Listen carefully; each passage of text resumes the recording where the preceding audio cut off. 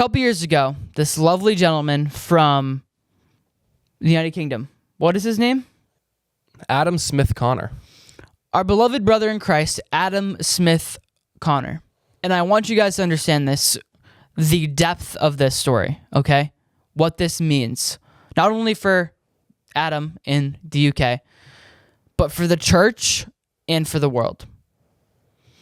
Because in America, we have lived in a world where we are able to express our religion freely. But they're coming after that. And we've kind of known that they're coming after that. But this story, this guy, his ex-girlfriend murdered his baby in the womb.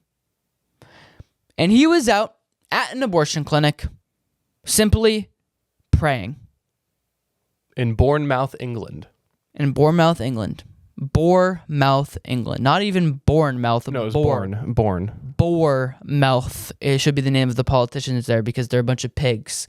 Oh. But anyway, simply praying. And he got arrested. Because you know what the law is in the UK? There is a, what do they call it? A buffer zone at near abortion clinics. A buffer zone where you can't go and ask women to give up their baby and to save their baby and to offer them, care. No, you can't do that. And apparently you can't pray in this buffer zone either. He violated it. They call it a public space protection order.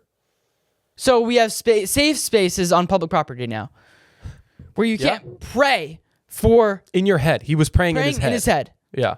And he got arrested. This public space protection order, it prohibits people, I'm reading from the Christian Post here, I'm just going to read this verbatim.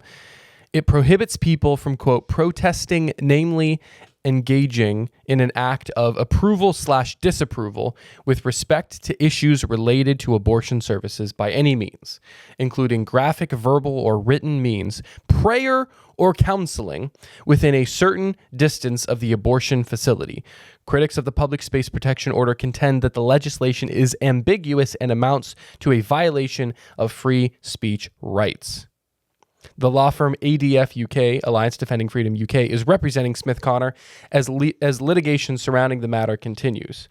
Blah, blah, blah. Smith Connor says he had, quote, served for 20 years in the British Army Reserve, including a tour in Afghanistan to protect the fundamental freedoms this country is built upon.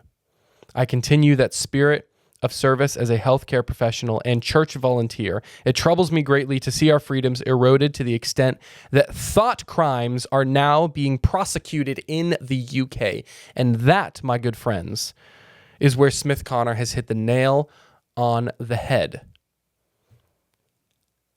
We have never seen a more potent, clear example of the literal thought police in action. We use that as a euphemism in America, the term thought police. It is a reality in the United Kingdom now.